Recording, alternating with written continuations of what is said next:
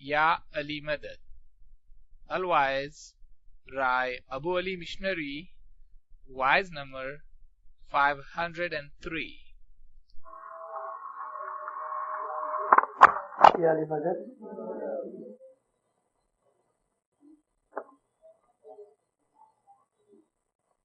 दो दिन से हमने पीरों की बातें सुनी, अगरचे मेरा दिल बहुत खुश न हो सका, इसलिए कि मैं बड़ी मुश्किल से 10-20% ही बता सका। पीरों की ऐसी और भी बहुत सी चीजें हैं। इंशाअल्लाह अब तो मैं कनाडा में हूँ, कभी न कभी जरूर आपकी खिदमत में आऊंगा और किसी और वक्त एक एक चीज का हाल हम जिक्र सुनेंगे। आज हम इमामों की तवारीख में से उनकी जिंदगी की जो ऐसी हाईलाइट्स हैं वो जिक्र करेंगे। मैं कोशिश करूंगा कि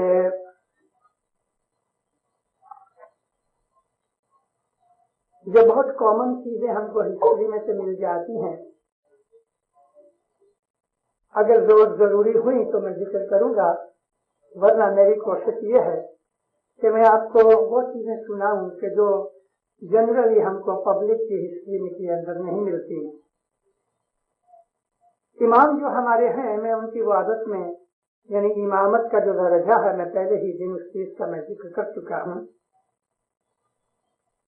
आज हम शुरू करते हैं। हमारे अव्वल इमाम मौलाना अली मुर्तजा सल्लल्लाहु अलैहि सलाम ने अपनी जिंदगी की बहुत सी चीजें हमारे सामने रखी। मौला अली, उनकी लाइफ की बहुत सी चीजें जो किताबों में मिलती हैं, मैं उसको ज्यादा टच नहीं करूंगा। मिसाल जैसा कि लड़ाइयाँ हैं, मौला अली अलैहि सलाम ने रसूलुल्लाह की जो बड़ी मदद की, इन चीजों को आप किताबों में पढ़ लेते हैं, लेकिन इमाम के तौर पे उन्होंने और भी ऐसे बहुत से काम किए कि जो आमतौर पे हमें हिस्ट्री में मिलते नहीं। मौला अली की जिंदगी की इमामत के जौमे की जो चीजें मैं आज आपके सामने रखूंगा, आपको काफी मजा आएगा। अलबत्ता ज़ाहिरी तौर से हिस्ट्री का हिसाब देखें तो रसूलुल्लाह के बिछौने पे सो जाना, हिजरत के पहले रसूलुल्लाह के लिए लड़ना, सारी जिंदगी उनके लिए कुर्बानियां करना, बदर और उहद और हुनैन की और खैबर की इन तमाम लड़ाइयों के अंदर आप हजरत अली की जिंदगी का ख्याल करो तो हमको तमाम हजारों साल की ह्यूमन हिस्ट्री में कोई भी मुल्क की हिस्ट्री ले लो तो हमको अली के सिवा और कोई दूसरा ऐसा शख्स नहीं मिलता कि जिसने जिंदगी के अंदर कभी हार नहीं उठाई। मौला अली किसी भी लड़ाई में कभी हारे नहीं। हालांकि हजरत अली की हालत यह थी कि जब भी लड़ाइयों में जाते थे तो दुश्मन के अंदर घुस जाते थे, चारों तरफ दुश्मन होते थे। अपनी पगड़ी को एक हाथ में रखते थे और दूसरे हाथ से जुल्फिकार फिराते थे। घोड़े की जीन पर बैठते थे, मगर घोड़े की लगाम न हाथ में पकड़ते थे न मुंह में पकड़ते थे, और घोड़ा भी उनके इशारे पे चलता था। कभी किसी शख्स ने कोशिश करने पर भी हजरत अली को पीछे से कभी घाव नहीं किया, मारा नहीं। तो ये हजरत अली की जो दुनियावी चीजें थी वो इस तरह की थी। लेकिन मैं आपको हजरत अली अलैहिस्सलाम की इल्मी और जो फकीराना चीजें थी वो बयान करता हूँ। इनकी सोर्सेज हमारे इमामों के फरमान, हमारा इस्माइली लिटरेचर खसूसन तौर पे गिनान हैं। मौला अली की फकीरी का जिक्र फतवैनी के अंदर आता है, बीबी फातिमा की फकीरी का जिक्र भी आता है। यहाँ फकीरी से मतलब अरबी जबान का ये जो लफ्ज है फकीर, हम हिंदुस्तान के अंदर भिखारियों को मांगने वालों को फकीर कहते हैं, ये रोग है, गलत है। फकीर का जो लफ्ज निकला है वो फकर से निकला है, और फकर कहते हैं कंटेंटमेंट को। इसका एक और नाम भी है कनायत, यानी कंटेंटेड रहना। फकर का मतलब ये है दरवेशी। رسول پاک کی ایک حدیث ہے کہ مجھ کو میری فقیری کے اوپر مجھے فخر ہے.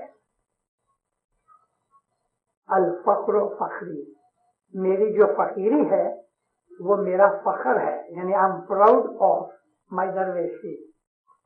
تو حضرت علی علیہ السلام کی فقیری ایسی تھی، درویش جس کو کہتے ہیں، جیسے کہ ہم کو جنان میں ملتا ہے آوے تو روزی نہیں تو روزہ. رسول اکرم بہت دفعہ گھر میں آتے تھے تو پوچھتے تھے کچھ پکا ہوا ہے، 2 3 4 دن گزر جاتے تھے. تو کبھی کسی بیوی نے کہہ دیا یا نبی اللہ کی برکت ہے، یعنی اس کا مطلب یہ ہے کہ ہم نے کچھ پکایا نہیں. تو حضور فرماتے تھے اچھا آج میں نے روزہ رکھ لیا، تو روزے کی نیت باندھ لیتے تھے. حضرت علی علیہ السلام کا بھی یہی کام تھا.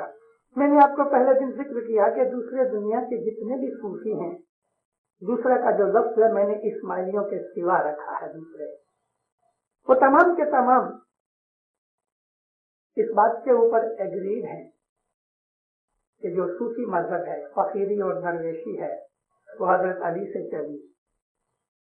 مولا علی جو کی روٹی کھاتے تھے، جو کو انگلش میں بارلے کہتے ہیں.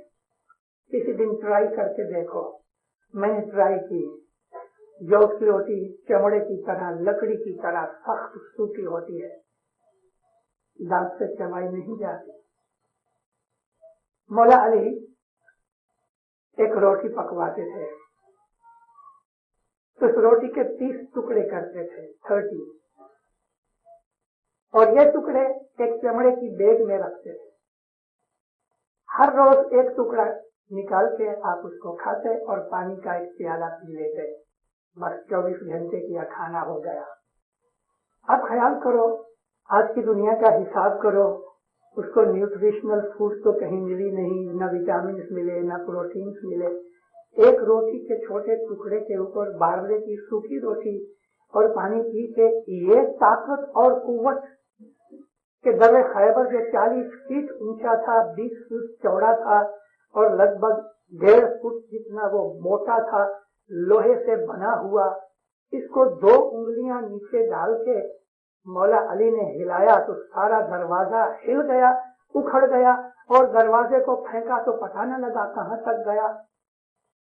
خیبر کی لڑائی پوری ہو گئی. ابو رافع نام کا ایک بڑا ریسلر پہلوان تھا، وہ 7 آدمی لے کے آیا. یہ 7 مل کے ایک کونا اس کا اٹھا نہ سکے.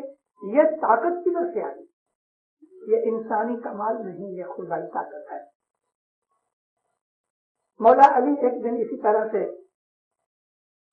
روٹی لے کے بی بی فاطمہ کے ہاتھ سے تو چھری سے اس کے ٹکڑے کاٹ رہے تھے. حضرت امام حسن حسین دیکھ رہے تھے، ہنس رہے تھے دونوں بیٹے. یہ ٹکڑے کاٹ کے مولا نے بیگ میں ڈالے دوسرے دن کے لیے. حضرت حسنین پلورل ہے دونوں بیٹوں کے لیے. حسنین کا مطلب حسن حسین دونوں. ان دونوں نے تھوڑا سا بٹر لے کے اب باقی غیر حاضری میں یہ ٹکڑے نکالے اور تھوڑا تھوڑا بٹر چوپڑ دیا. اس لیے چوپڑ دیا کہ ان بچوں نے ٹرائی کی تھی کھانے کی تو چبا نہ سکے. انہوں نے سوچا تھوڑا اسی لگاویں تو ذرا نرم ہو جائے. دوسرے دن صبح مولا علی نے جب ایک ٹکڑا نکالا تو ہاتھ چکنے ہو گئے. دیکھا تو بٹر لگا ہوا تھا. فاطمہ کو پوچھا تو کہا آپ کے بیٹے لگا گئے ہیں. کچھ بولے نہیں. یہ باقی کے جتنے یہ 30 ٹکڑے تھے وہ فقیروں کو دے دیے اور کہا کہ ایک دوسری روٹی بنا دو. اور بازار جا کے ایک چھوٹا سا کفل لے کے آئے تالا، اور وہ چمڑے کی بیگ کے اندر سوکھے ٹکڑے رکھ کے تالا لگا دیا. چابی شیشے میں لے گئے. بہت دنوں کے بعد کوئی ایک مہمان آیا. یمن کا گورنر تھا. مولا خلافت کے زمانے کی بات کرتا ہوں. وہ گورنر کو مولا نے گھر کھانے کے لیے بلایا. شیشے میں سے چابی نکالی، تالا کھولا، اندر سے 2 ٹکڑے نکالے، ایک اس کو دیا، ایک خود رکھا، پانی کا پیالہ رکھا. اب وہ یمن کا گورنر مرغ پلاؤ अच्छे अच्छे खाने खाने वाला आदमी, मौला तो मालिक था उसका, बोल न सका।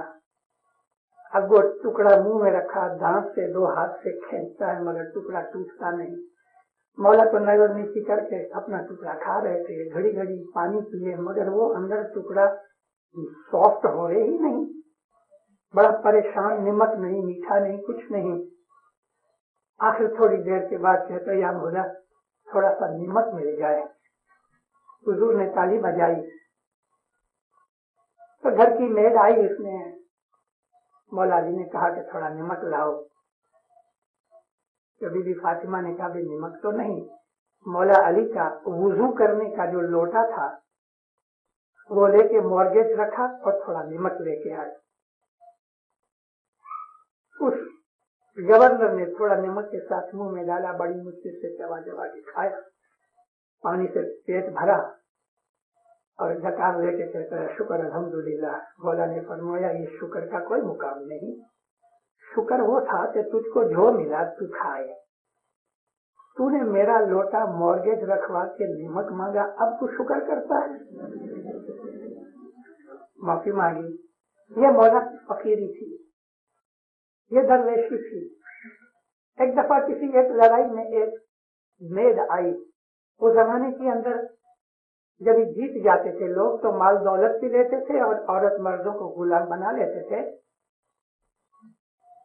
जब वो मुसलमान हो जाते थे तो फिर उनको फ्री कर देते थे। ये मेड जो थी ये कीमियागर थी, यानी केमिस्ट थी। मौला अली की गरीबी देख के इसको ऐसा हुआ कि मैं अपनी सेठ को राजी करूं तो शायद खुश होकर मुझे फ्री कर देवे। घर में कोई था नहीं। मौला अली की पीतल की ढाल थी। पीतल यानी कॉपर को तांबा होता है, ब्रास को पीतल कहते हैं, और तांबा सॉफ्ट होता है, ब्रास हार्ड होता है। पीतल की ढाल थी, शील्ड, लड़ाई के अंदर सामने रख के लड़ते थे। बड़ी वजनदार थी। इस औरत ने, इस गुलामड़ी ने इस पीतल की ढाल को गर्म किया और कुछ ऐसी दवा लगाई कि सोना बन गई। बड़ी फख्र के साथ मौला अली जब आए तो उनके पास पेश की कि आका, मैं एक आपकी खिदमत करना चाहती हूँ, अगर आप खुश हो जाएं तो मुझको उस खिदमत के बदले में आजाद कर दें। पेश की कि आपकी ये ढाल थी, आपकी गरीबी देख के मुझे ऐसा हुआ कि मैं आपकी गरीबी दूर कर दूं, ये सोना बन गई है। मौला बहुत हंसे। उस ढाल को हाथ में लिया, ऐसा जोर से हिलाया, वो वापस ब्रास में टर्न हो गई। कहा जाओ रख लो। वो औरत हैरान। हुजूर कहते हैं हाँ मेरे साथ। बाहर एक पत्थर पड़ा था, हुजूर के हाथ में नेजा था, वो पत्थर के ऊपर नेजा मारा, वो पत्थर सोना बन गया। आपने फरमाया तू ये समझती है कि मैं गरीब हूँ, तू ये समझती है कि मेरे पास खाना पीना नहीं, दौलत नहीं, सारा पत्थर सोना बन गया। फौरन पांव पे गिरी और कहती है या मौला मैं मुसलमान होती हूँ। हुजूर ने फरमाया मैंने तुझे आजाद किया, फिर उसकी शादी करवा दी। मौला अली अलैहिस्सलाम के इस किस्म के बहुत से वाकयात जो हमें हिस्ट्री में नहीं मिलते मगर बाज सूफियों किताबों के अंदर हमें मिलते हैं। ये तो एक बड़ा मशहूर वाकया है और मैं उसको हाईलाइट्स में गिनता हूँ कि मौला अली को जख्म लगा। एक दफा एक तीर पड़ा आपकी राइट पांव के जो पिंडली है यानी काफ जो है हमारा नीचे का, उसके अंदर वो तीर घुस गया। अब किसी हिसाब से वो तीर निकलता नहीं था सिवा कि उसका ऑपरेशन किया जाए। मौला अली ने फरमाया छोड़ दो, देखो मैं अभी नमाज पढ़ता हूँ तो नमाज के अंदर खींच लेना। मौला अली खड़े हुए और आपने ध्यान जो लगाया तो लोगों ने वो खींच लिया, पता भी नहीं लगा। इतनी कॉन्सेंट्रेशन है। तो मौला अली अलैहिस्सलाम की ऐसी बहुत सी बातें हैं कि जिन बातों को हम पॉलिटिकल नजर से नहीं देख सकते लेकिन मोहब्बत की नजर से देखते हैं। आपकी एक और बात सुनाऊं। एक दफा हुजूर खिलाफत के जमाने में रात को बत्ती जल रही थी। वो जमाने में तो आपको मालूम है ना, तेल का छोटा सा दिया बत्ती दीपक की तरह जलता था लैंप। एक शख्स ने दरवाजा खटखटाया, आप खड़े हुए, उसने सलाम किया, दरवाजा जब खोला तो हुजूर ने पूछा, खिलाफत के काम के लिए मिलने आए हो? कहा नहीं या अली, मैं आपसे अपनी जाति, मेरा कोई पर्सनल काम है। फरमाया ठहरो। अंदर जाके वो देख रहा है, मौला ने एक दूसरी बत्ती जलाई और वो पहली बत्ती जलती थी उसको बुझा दिया। फरमाया बैठो, उसका काम पूरा हो गया। जब वो जाने लगा तो मौला ने फिर ऐसा ही किया, वो जो पहली बत्ती जलती थी उसको जला लिया और ये बत्ती बुझा दी। 2-3 दिन के बाद वो आदमी रास्ते में कहीं मिला और मुलाकात हुई, कुछ बातें चीतें होती थी, तो कहता या मौला एक बात पूछनी चाहता हूँ। मैं जब आया तो एक बत्ती जल रही थी, आपने बुझा दी, दूसरी जलाई, फिर मैं चला गया तो पहली जलाई, वो बुझा दी। आपने फरमाया तुझे मैंने पूछा ये पर्सनल काम है कि खिलाफत का काम है? तूने कहा पर्सनल काम है। मैं खिलाफत के पेपर्स देख रहा था और वो जो बत्ती जलती थी उसमें खिलाफत का पैसा था, यानी राज का पैसा था। तू मेरे पर्सनल काम के लिए आया था, उसमें ये खिलाफत का पैसा नहीं जलना चाहिए। मैंने अपनी पर्सनल बत्ती जलाई, जब तू चला गया तो फिर मैंने वो बत्ती जला दी ताकि वो काम करूं। कितनी ऑनेस्टी! हमारे लिए ये सीखने की बहुत सी चीजें हैं इन बातों के अंदर। आपकी जो मौला अली की जो सखावत थी उसकी दुनिया के अंदर कोई दूसरी मिसाल नहीं बन सकती, कोई मिसाल नहीं हो सकती। मैंने आपको कल कहा था कि शम्स के वक्त के मैं आपको एक जिक्र सुनाऊंगा सूरज के मुतालिक। मौला अली ने एक दफा डूबते हुए सूरज को वापस बुलाया। एक आदमी आया मौला अली के पास, हुजूर घर जा रहे थे।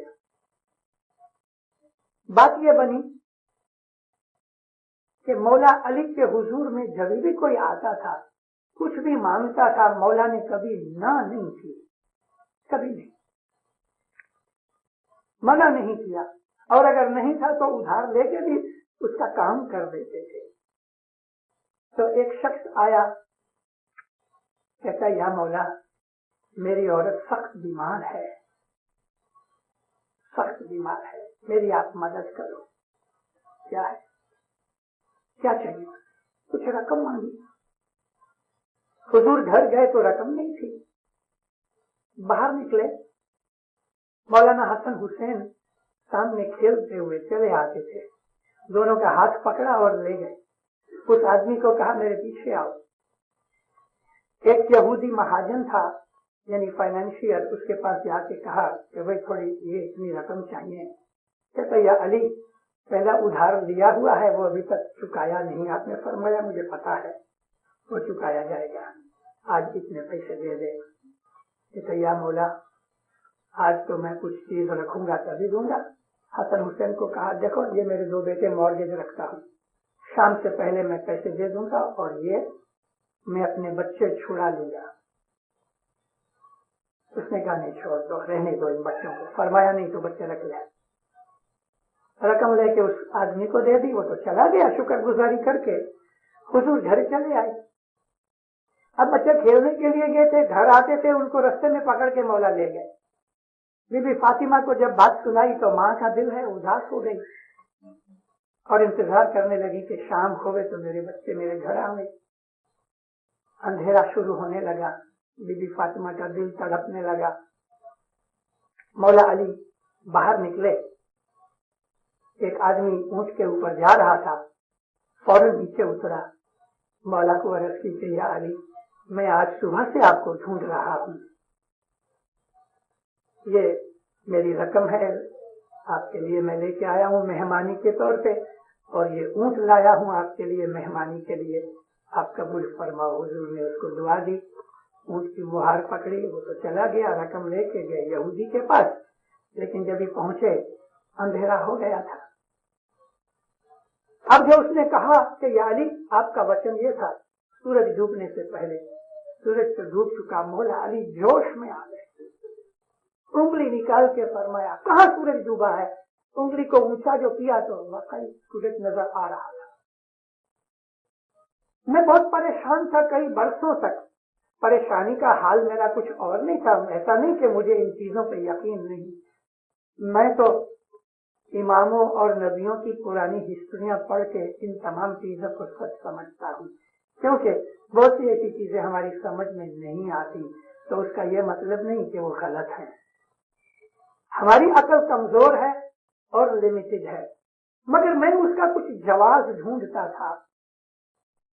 72 के अंदर मुझे रीडर्स डाइजेस्ट हाथ में आया और उसके पीछे जो बुक सेक्शन है उसमें एक रशियन हिस्टोरियन और साइंटिस्ट ने, वो हिस्टोरियन भी है साइंटिस्ट भी है, जवान आदमी, उसने एक लिखा। उसने कहा कि जमीन के साथ कितनी दफा ये सलूक बने हैं कि जमीन फिरते फिरते फिरते स्टॉप हो गई है और वापस हो गई है। तो उसने एक मुद्दत का जिक्र किया है, वो वक्त मौला अली की खिलाफत के नजदीक नजदीक का वक्त है, रसूलुल्लाह का वक्त है। जमीन के नजदीक कुछ 3 लाख माइल दूर एक बहुत बड़ा स्टार पास हुआ, उसकी फ्रिक्शन से जमीन जो वेस्ट से ईस्ट को घूमती है, सूरज हमको ऐसा लगता है कि ईस्ट में निकलता है, उसकी वजह यह है कि हमारी जमीन जो है वो वेस्ट से ईस्ट की तरफ जा रही है। आप जमीन के ऊपर खड़े होकर देखोगे तो एंटी क्लॉकवाइज जाती है, यानी फ्रॉम वेस्ट टू ईस्ट जाती है। तो वो जो निकला बहुत बड़ा स्टार, उसकी फ्रिक्शन की वजह से, ग्रेविटी की वजह से हमारी जमीन ईस्ट से वेस्ट चली गई।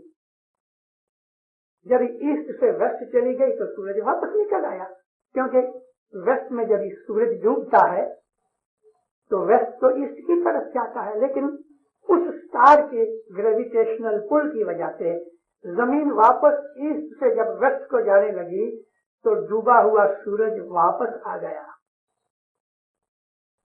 उस वक्त जब वापस सूरज नजर आया तो वो यहूदी फौरन मौला के पांव पे गिर पड़ा, मुसलमान हुआ, माफी चाहिए और कहा कि या अली मुझे रकम नहीं चाहिए, ये आपकी मेहमानी है। उसके घर के पीछे छोटा सा बगीचा था, उस बगीचे के अंदर इस मलऊन ने सुबह के वक्त इन मासूम बच्चों को कहा कि जाओ इधर पानी दो। तो हुजूर जाके दोनों बच्चे छोटी छोटी बाल्टियां बर्तन जो कुछ भी थे तो बगीचे में पानी देते थे। अंदर एक कुआं था, मासूम बच्चे थे, छोटी उम्र थी, थक गए, एक दरख्त के नीचे सो गए। आपको ये वाकया जिसके कुतरत फरिश्ते की हेडिंग के साथ मन समझानी और हमारी स्वतवेनी के अंदर मिलेगा, ये वाकया आपको किसी और जगह किताबों में नहीं मिलेगा। जब ये सो गए, थोड़ी थोड़ी देर के बाद दोनों बच्चे एक दूसरे के साथ चिपट के सोए थे। थोड़ी देर के बाद सूरज ऐसी जगह पे आया कि दरख्त का झाड़ का साया निकल गया और सूरज आपकी आंखों पे आया। एक बड़ा सांप निकला, जो पाइथन कह लो, उसने अपना फन को फैला दिया और इन दोनों बच्चों के सिर के पास आके उसने अपने फन को हुड, जो जिसको कहते हैं इंग्लिश में, इस तरह से रख दिया कि सूरज की किरणें इन दो बच्चों के मुंह के ऊपर न गिरे। और जैसे जैसे सूरज घूमता था ये सांप अपने इस हुड को भी फिरा देता था। जब वो वापस सूरज निकल गया और उनके चेहरों के ऊपर रोशनी आने लगी तो ये सांप फौर आ गया। अब जो यहूदी के साथ मौला अंदर आए तो ये सांप पीछे हट गया। यहूदी तो डर के मारे खड़ा हो गया। मौला आगे गए, हसन हुसैन को उठाया, गले लगाया और इस सांप की तरफ देखा तो वो सांप बदल के तो एक फरिश्ते की शक्ल में खड़ा हो गया, इंसानी शक्ल में। मौला को सलाम किया, फरमाया तू कौन है?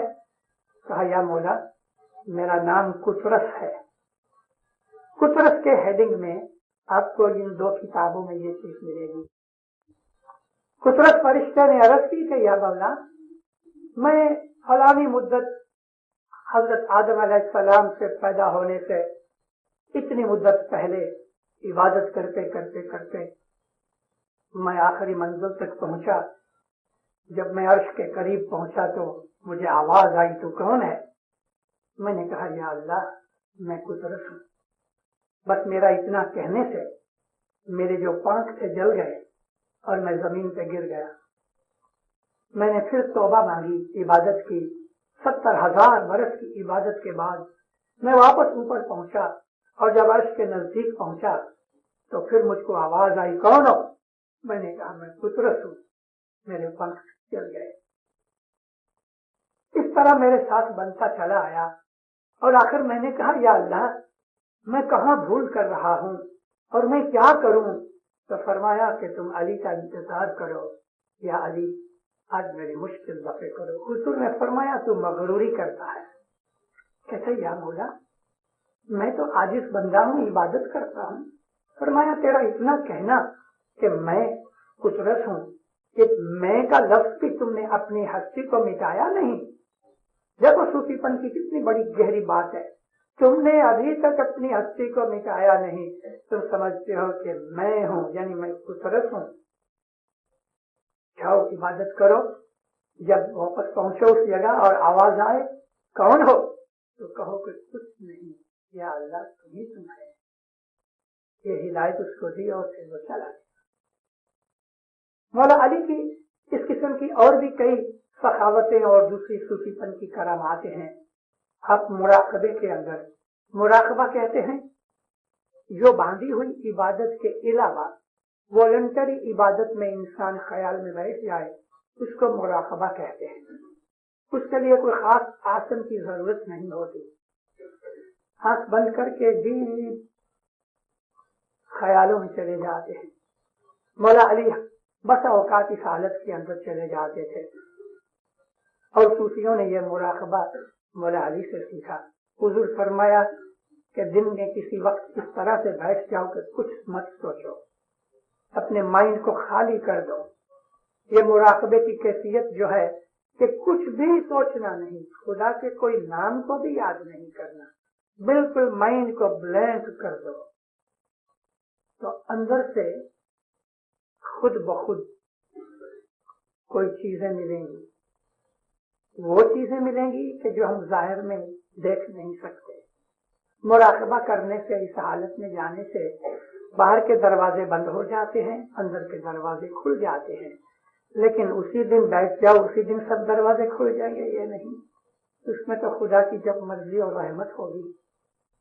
آپ کی سخاوتوں کے اندر سے ایک اور میں ایسی ہائی لائٹ کی بات کروں. مولا یمن گئے. یمن گئے تو یمن سے بہت سی مہمانیاں اور مال زکات وغیرہ ملی. کمبر غلام صاحب تھا. 40 اونٹ تھے. 40 اونٹوں کے اوپر بے حساب مال لگا ہوا تھا. حضور نے فرمایا کمبر تیاری کرو، ہم کو راستے میں کہیں ٹھہرنا نہیں اور سیدھا ہم کو مدینے پہنچنا ہے. اس لیے کھانے کا بھی انتظام کرو، شاید راستے کے اندر 15-20 دن بھی نکل جائیں. اس نے انتظام کیا، کھانا پینا باندھ کے. مولا علی تو آگے ہوتے تھے اور اس نے کسی ایک درمیانی اونٹ کے اندر اس مال کو باندھ دیا.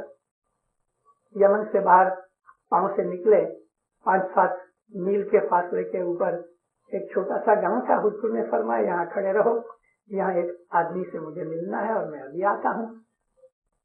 کمبر کھڑا رہا، اونٹ کھڑے رہے اور فرمان کیا تھا کہ اونٹوں کو بٹھانا نہیں، کیونکہ اونٹ اگر بیٹھ جائے تو اس کو اٹھانے کے لیے بڑی محنت پڑتی ہے اور 40 اونٹ کبھی بیٹھ گئے تو صبح سے شام ہو جائے.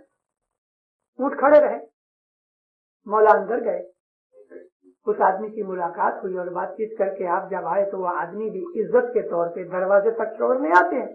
تو اس نے سوچا کہ میں گام کے باہر تک آپ کو چھوڑوں. باتیں کرتے کرتے باہر آئے. پیچھے پیچھے ایک فقیر آیا. اس کو کسی نے کہا کہ یہ علی ہے.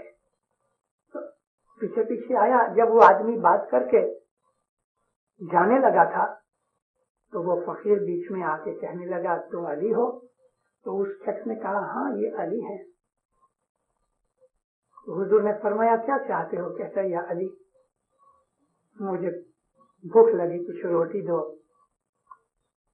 آپ اس آدمی کے ساتھ کچھ اور باتیں کرنے کا خیال میں تھے تو آپ نے کہا کمبر اس کو روٹی دو. کمبر حیران ہوا، کہتے یا مولا روٹی تو میں نے گٹھڑی میں باندھی ہے. فرمایا گٹھڑی دے دو. کمبر چپ ہو گیا. کہتے یا مولا گٹھڑی تو میں نے اونٹ کے اوپر باندھی ہے. فرمایا اونٹ دے دے. ارے یا مولا اونٹ تو قطار میں باندھا ہوا ہے، بڑی مشکل ہوگی. مولا علی گئے، 40 اونٹوں کی بھری ہوئی قطار اس فقیر کے ہاتھ میں دے. ہاتھ جھاڑ کے آپ واپس یمن کی طرف واپس چلے گئے. یہ سخاوت آپ کو دنیا میں کسی اور آدمی کی، انسان کی ہسٹری میں نہیں ملے گی. مولا علی علیہ السلام کی ایسی بہت سی باتیں ہیں، لیکن آج میں سارا وقت اسی کے اوپر اگر گزار دوں گا تو دوسرے اماموں کی ہسٹریاں آج رہ جائیں گی. دل تو چاہتا ہے اور بھی کئی باتیں سناؤں، لیکن مولا علی علیہ السلام کی اس کنایت کو، اس فقیری کو، اس ریاضت کو اور اس درویشی کو سمجھنے کے لیے اتنی باتیں کافی ہیں. علم کا تو کوئی حساب ہی نہیں ہے. میں مولا علی کی وہ چیزیں کہ جو ہسٹری میں آ چکی ہیں ان کو ٹچ نہیں کرتا. امام حسین علیہ السلام، ان کی زندگی کا سب سے بڑا واقعہ جو کربلا کا واقعہ ہے، اس کربلا کے واقعہ کو سمجھنا چاہیے. اس کے اندر ایک بہت بڑی چیز ہے. مولا علی علیہ السلام نے لڑائیاں لڑ کے اسلام کو قائم کیا. علی کی ذوالفقار نے اسلام کے دشمنوں کا نابود کر کے اسلام کو بچایا. اور جب رسول اکرم کی وفات ہو گئی اور حضرت عمر اور حضرت ابو بکر نے خلافت کو جھوٹ لیا، چھین لیا. میں چھین لیا کا لفظ اس لیے کہتا ہوں کہ حقیقت میں انہوں نے چھین لیا. اور یہ لفظ جو ہے ایک بہت بڑے سنی عالم جس کا نام ڈاکٹر طا حسین، ایجپشین، ابھی 4-5 سال پہلے گزر گیا. اندھے تھے اور وہ کیرو یونیورسٹی کے اندر پروفیسر تھے. الازہر یونیورسٹی کے اندر بھی پروفیسری کرتے تھے. اندھے ہونے کی وجہ سے بھی خدا نے ان کو بے حساب علم دیا تھا. ڈاکٹر طا حسین، اس نے لکھا ہے کہ قریش والوں نے حضرت علی کا حق چھین لیا. تو اس لیے میں نے کہا کہ جب حضرت عمر اور حضرت ابو بکر نے مولا علی کا حق خلافت چھین لیا تو مولا گھر پکڑ کے بیٹھ گئے، چپ رہے. پروٹیسٹ آہستہ سے زبان سے ضرور کیا کہ میرا حق ہے اور تم نے لے لیا، لیکن کوئی گڑبڑ نہیں کی، تلوار نہیں نکالی، لڑے نہیں. کیوں؟ اگر اس وقت لڑتے تو اسلام مٹ جاتا. مولا علی خاموش رہے. اپنی نظر کے سامنے دنیا کی چیز جو تھی وہ جلتی رہی. ان کا حق، دنیاوی حق، ڈاکو اٹھا گئے مگر مولا کچھ نہ بولے، اسلام کو بچا لیا. ایسا ہی واقعہ کربلا کا ہوا. یزید اگرچہ خلیفہ تھا مگر وہ شرابی تھا، زانی تھا. اسلام کے اوپر اس کو کوئی اعتقاد نہ تھا، بڑا بے شرم تھا. اس کے لیے باتیں ہسٹری میں موجود ہیں. اس نے امام حسین علیہ السلام کو قتل کروانے کے تمام سامان کیے. یزید یہ چاہتا تھا کہ میری خلافت کو مان لو. حضرت علی نے ابو بکر کی خلافت کو 6 مہینے کے بعد مان لیا. بی بی فاطمہ جب تک زندہ رہی ابو بکر کی خلافت مولا علی نے مانی نہیں. لیکن اس کے بعد ایک واقعہ ہوا کہ ابو سفیان جو معاویہ کا باپ تھا، اس نے مولا کو آ کے کہا کہ ابو بکر آپ کے تخت میں بیٹھ گیا، حق آپ کا ہے، آپ چاہو تو میں مدینے کی گلیاں سولجر سے بھر دوں، آپ لڑو. مولا فوراً سمجھ گئے کہ تو اسلام کو لڑا لڑا کے مارنا چاہتا ہے، ملعون چلے جا یہاں سے، مجھے تیری مدد کی ضرورت نہیں. اور اس کے بعد جا کے ابو بکر کو کہا میں تجھے خلیفہ قبول کر لیتا ہوں. مولا علی نے ابو بکر کو خلیفہ قبول کر کے اسلام کو بچا لیا، اپنی حق کی قربانی دے دی. یہی بات اگر امام حسین کرتے کہ یزید کی خلافت کو مان لیتے تو اسلام نہیں.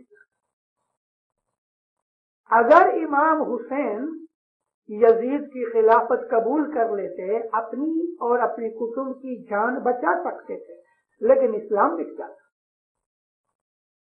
امام حسین نے اپنی گردن کٹوا دی، چھوٹے چھوٹے 4 6 مہینے کے بچے بھی کٹوا دیے، اپنے کٹمب کو کٹوا دیا، لیکن اسلام کو بچا دیا۔ کس طرح اسلام کو بچایا؟ کیونکہ یہ خلیفہ ایسا تھا کہ جو شراب پیتا تھا، زنا کرتا تھا اور بدیاں کرتا تھا، نماز تک نہیں پڑھتا تھا، اور نماز میں کبھی جاتا تھا تو شراب کے نشے میں جاتا تھا۔ اس نے مکہ کے اندر جو خانہ کعبہ ہے اس کو جلایا، اس نے رسول اللہ کی جو قبر کے اوپر گھوڑے بندھوائے یزید نے، اور وہ گھوڑے وہاں پیشاب اور لید کرتے تھے۔ اتنی بے ادبیاں کی، کوئی بولتا نہیں تھا اس کے سامنے، کیوں؟ تلوار ننگی تھی، کسی کی ہمت نہیں تھی اس کے سامنا کرنے کی۔ حضرت امام حسین نے اس کا سامنا کیا۔ مولانا سلطان محمد شاہ کا ایک فرمان ہے کہ امام کبھی کسی سے ڈرتا نہیں، اور امام نہیں ڈرتا، اور امام خطرے کی وجہ سے، ڈر کی وجہ سے بھاگ نہیں جاتا۔ ایسے بہت سے امام بھاگ گئے، وہ ہمارے امام نہیں تھے۔ اگر سچے امام ہوتے تو علی اور حسین بھی بھاگ جاتے، مگر حضرت علی اور حسین جو سچے تھے اور وہ سچے نہ تھے کہ جو بھاگ گئے، تو یہ سلسلہ ہمارے حضرت امام تک چلا آتا ہے۔ ہمارے اماموں نے بڑی قربانیاں دی، ان کے بدن کے ٹکڑے ہوئے، بہت سے امام مارے گئے، زہر دیا گیا، لیکن کبھی وہ بھاگے نہیں۔ مولانا حسین علیہ السلام نے بہت کوشش کی کہ لڑائی ایوائڈ کی جائے، لیکن جب مجبوری آ گئی، وقت آ گیا، تو حضور نے فرمایا اچھا میں بھی لڑوں گا، مگر میں تمہاری خلافت کو قبول نہیں کروں گا۔ امام حسین نے اپنی قربانی دے دی۔ اس کے بعد اسلام کے اندر جاگرتی پیدا ہو گئی۔ جب یہ جاگرتی پیدا ہو گئی تو ابراہیم جو ملک اشتر کا لڑکا تھا، اس نے لوگوں کو اکٹھا کر کے یزید کے خلاف کھڑے ہو گئے۔ یزید بھی مارا گیا۔ یزید کا ایک لڑکا تھا، اس کا نام تھا معاویہ، اس نے تو جب اس کو تخت پہ بٹھایا تو فوراً اتر گیا، کہتا یہ میرا حق نہیں ہے، تو وہ چلا گیا۔ اس طرح سے دوسرے آ گئے، مگر بنی امیہ کی بنیاد جو تھی، فاؤنڈیشن ہل گئی، اور انہوں نے راج ضرور کیا ظلم و ستم کے ساتھ، البتہ دنیاوی جاہو حشمت عبد الملک اور ولید کے ٹائم کے اوپر بڑی آئی، مگر اماموں نے جو بنیاد ڈالی اپنی قربانیوں کی، ان قربانیوں کی وجہ سے اسلام بچ گیا۔ مولانا امام زین العابدین 20-21 برس کی عمر تھی کربلا کے واقعہ میں، دشمن نے سب کو مار دیا مگر امام کو مار نہ سکے، امام زین العابدین کو۔ امام زین العابدین اس وقت بیمار تھے، اس بیماری کی حالت میں بھی تلوار لے کے جب نکلے تو مولانا حسین نے فرمایا بیٹے تم مت جاؤ، کیونکہ تمہاری سے قیامت تک نسل جاری ہوگی۔ تو مولانا امام زین العابدین اسی طرح سے بیٹھے رہے۔ امام حسین علیہ السلام جب شہید ہوئے تو امام زین العابدین امامت کی گادی پہ تھے۔ کربلا میں ہی جو کچھ بھی آپ کے تھوڑے سگے کتبی بچ رہے، انہوں نے امام زین العابدین کی تخت نشینی کو ادھر ہی کربلا کے تمبوؤں کے اندر، ٹینٹوں کے اندر منایا۔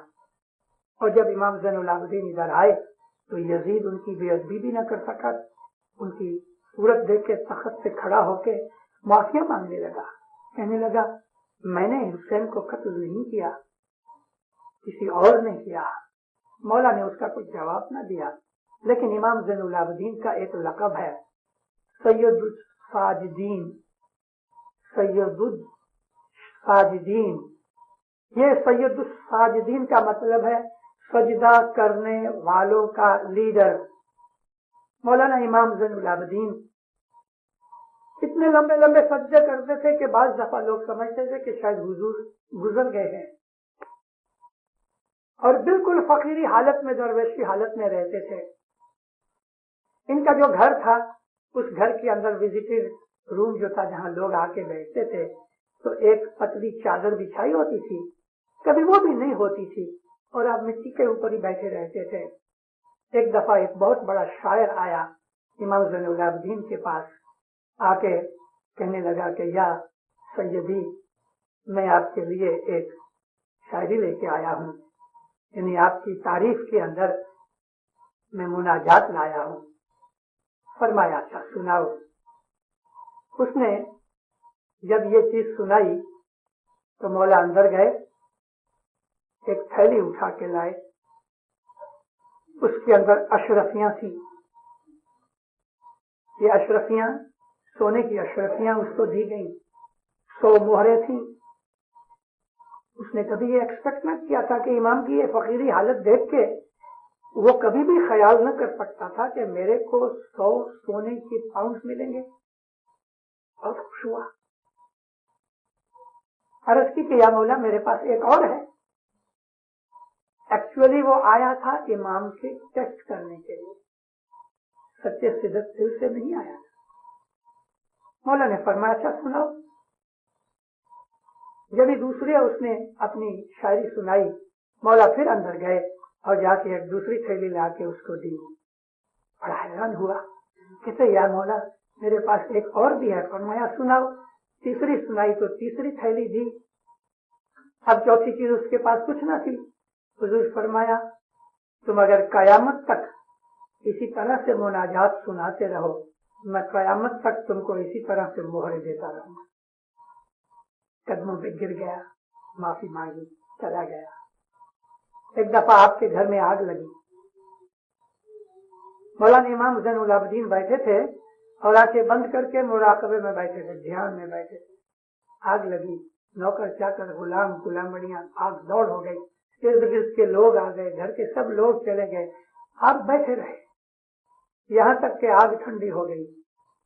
آپ اس طرح سے بیٹھے رہے اور سارے مدینے کے لوگ اس بات کو دیکھنے کے لیے آئے کہ ذرا بھی پریشانی نہیں، ذرا بھی بھاگ دوڑ نہیں، ذرا بھی کوئی ڈسٹربنس نہیں، مراقبے میں بیٹھے رہے اور چاروں طرف آگ لگ گئی ہے۔ امام زین العابدین علیہ السلام وہ یوں بہت بڑے طاقتور بھی تھے۔ ان کی ایک اور ہائی لائٹ کر کے ہسٹری کی تو میں یہ دوسری اماموں کی طرف گزر جاتا ہوں۔ ایک دفعہ خلیفہ عبد الملک نے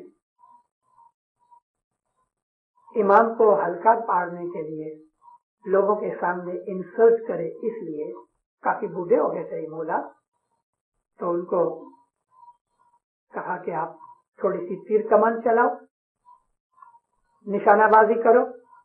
آپ نے فرمایا میں ابھی بوڑھا ہو گیا ہوں، تو اس نے تھوڑا سا کچھ ایسے الفاظ کہے کہ امام نے کہا اچھا لاؤ۔ ایک ایم تھا، تیر مارا اس کے اندر ایم میں، دوسرا تیر مارا تو پہلے تیر کے پیچھے گھس گیا، تیسرا تیر مارا تو وہ دوسرے کے پیچھے گھس گیا۔ یہ نشانہ بازی دیکھ کے وہ شک رہ گیا۔ ہمارے اماموں نے اس قسم کے بہت سے واقعات بھی کیے ہیں۔ امام زین العابدین بھی فقیری درویش کی حالت میں رہے، امام محمد باقر بھی حالت میں اسی طرح سے رہے۔ امام محمد باقر کا میں نے آپ کو وہ ذکر کیا ہے کہ امام محمد باقر پیری جامع کے اندر، حالانکہ ان کا نام ہم پیروں کے لسٹ میں لیتے نہیں، لیکن بعض ایسے امام بھی تھے کہ جو پیری جامع کے اندر نہ آ سکے مگر پیری کام کیا۔ امام محمد باقر نے یہ اشرفی جو فرسٹ دینار تھا اسلام کے اندر، اس کے لیے فرمان کیا کہ ایک طرف لا الہ الا اللہ لکھو، دوسری طرف محمد رسول اللہ لکھو۔ مولانا امام جعفر صادق کی زندگی کے ہمارے پاس بہت سے ایسے واقعات ہیں، اور ان کے اندر بڑے میں بڑا واقعہ امام جعفر صادق کا تھا، تو وہ ایک کمال یہ تھا کہ اتنے بہت آدمیوں کی سیکیورٹی کے اندر امام اسماعیل کو، کہ جو اس وقت شہزادہ کی حالت میں تھے، اپنے گھر سے نکال دیا، لوگ اندھے ہو گئے اور ان کو دیکھا تک بھی نہیں۔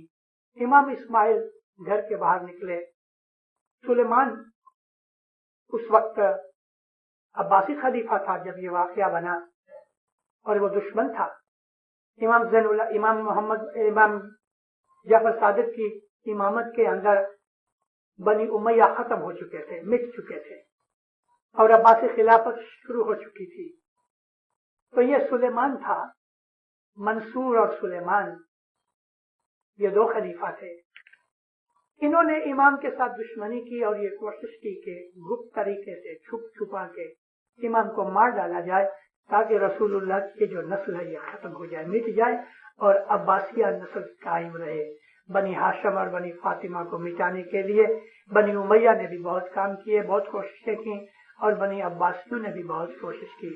عباسیوں کی خلافت لگ بھگ 800 برس تک چلی الگ الگ خاندانوں کے اندر، اور بنی امیہ کی خلافت تو صرف 90 برس چلی، 1000 مہینے بھی پورے نہ ہو سکے۔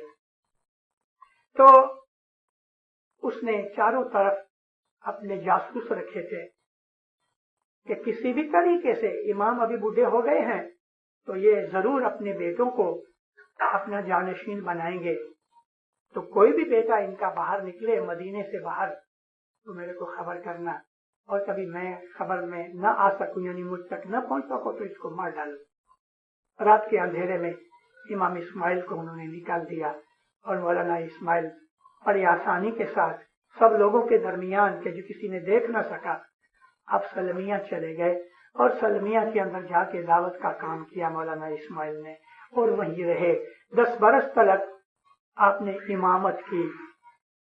بہت سی ایسی ہمارے دشمنوں کی تاریخ میں، بعض دفعہ خود ہمارے اسماعیلیوں کی تاریخ میں اس قسم کے واقعات ہم پڑھتے ہیں۔ بعض تو دشمن یہ کہتے ہیں کہ امام اسماعیل امام جعفر صادق کی حیاتی میں گزر گئے۔ ہماری نور المبین کے اندر جو پہلا ایڈیشن نکلا اس کے اندر ایک واقعہ کا ذکر کیا گیا ہے کہ ایک جھوٹا جنازہ نکالا گیا امام اسماعیل کا، امام جعفر صادق نے نکالا، امام اسماعیل کو تو بھیج دیا مگر ایک جھوٹا جنازہ نکالا گیا۔ مجھے تواریخ میں اس قسم کا کوئی بھی واقعہ ملا نہیں کہ جس کے اوپر سے یہ حقیقت آ سکے کہ یہ جنازہ نکالا گیا، البتہ ہمارے دشمنوں کی کتابوں میں ہے، اور خاص طور پہ اس ناشری لوگوں نے اس چیز کو اتنا زور دیا کہ پرانی ہسٹری کے اندر یہ ایسی مشہور بات ہو چکی ہے کہ اس کو ریفیوٹ کرنا بڑا مشکل ہو گیا۔ لیکن پیر شمس کی جو منصب جانی ہے اس کے اندر اس بات کا خلاصہ ہے کہ امام اسماعیل نے 10 برس تک امامت کی۔ پیر شمس امام اسماعیل کی اولاد میں سے ہیں، پیر شمس امام اسماعیل کی نسل میں سے ہیں، پیر شمس آل رسول ہیں۔ گھر کا آدمی اپنی فیملی کے لیے جتنا جانتا ہے غیر نہیں جانتے، تو میں کسی اور دوسروں کی لکھی ہوئی کتابوں کے اوپر میں اعتبار نہیں کرتا کہ جتنا خود پیر شمس کے لفظوں میں کہ پیر شمس نے اس بات کے لیے من سمجھانی میں ذکر کیا ہے کہ امام اسماعیل 10 برس تک امام رہے۔ 148 میں امام جعفر صادق میں ہجری سن کی بات کرتا ہوں، امام جعفر صادق نے وفات پائی، اور اس کے بعد امام اسماعیل 158 تک امام رہے اور سلمیہ کے اندر ہی دفن کیے گئے۔ امام اسماعیل نے سلمیہ کے اندر اسماعیلی مذہب کی بنیاد رکھی۔ سلمیہ سیریا کا ایک پروونس ہے، اور وہ زمانے کے اندر سیریا بہت بڑا تھا۔ آج کا جو لیبنان ہے اور آج کا جو جارڈن ہے یہ سب وہ زمانے کے اندر سیریا میں تھا۔ تو امام نے وہاں جا کے بنی امیہ کی خلافت کے بعد، کیونکہ بنی امیہ کی خلافت کا جو ہیڈ آفس تھا وہ دمشق تھا، سیریا کا کیپٹل، وہاں جا کے امام نے اسماعیلی مذہب کی بنیاد رکھی اور بڑے بڑے مناظرے کیے اور اتنے مشہور ہوئے کہ لاکھوں آدمی اسماعیلی بنے۔ اور یہ جو سیریا کے اسماعیلیوں کی سلمیہ میں ہماری جماعت ہے یہ مولانا اسماعیل کے ہاتھ سے بودی ہوئی ہے۔ امام اسماعیل کے بعد ہمارے اور بہت سے امام آئے، میں تھوڑا ریپڈلی جانا چاہتا ہوں۔ امام وفی احمد علیہ السلام کے زمانے کے اندر یہ جو دور سطر تھا، امام اسماعیل سے لے کے امام رضی عبداللہ تک یہ دور سطر ہے۔ دور سطر کہتے ہیں کہ امام چھپ کے رہتے تھے مگر ڈرتے نہیں تھے۔ یہاں چھپ کے رہنے سے مطلب کاہے کا تھا؟ کیوں اماموں نے اپنے آپ کو دور سطر کے اندر چھپا کے رکھا، بھیس بدل کے رکھا؟ آپ کو کبھی اس چیز کا خیال یا جواب ملا؟ بھلا امام کو ضرورت کیا تھی؟ امام اپنے لیے بھیس بدل کے نہیں رہتے تھے، امام اپنے آپ کو بچانے یا اپنی فیملی کو بچانے کے لیے دور سطر میں نہیں رہتے تھے. امام خود کی مرضی کے لیے اپنی سہولت کے لیے تقیہ نہیں کرتے تھے، جماعت کو بچانے کے لیے. اگر یہ پتہ لگ جاتا کہ کسی فلانی جگہ کے اوپر امام رہتے ہیں اور ظاہر میں رہتے ہیں تو اس ساری جماعت کو اس زمانے کے جو عباسی خلیفہ تھے مار ڈالتے. جماعت کو، مریدوں کو بچانے کے لیے اماموں نے یہ دور سطر کیا، وگرنہ امام کو اس چیز کی کوئی ضرورت نہیں تھی. مولانا امام اسماعیل محمد بن اسماعیل وفی احمد، امام تقی محمد اور امام رضی الدین عبداللہ، ان 5 اماموں نے گھوم پھر کے اپنی زندگی گزاری.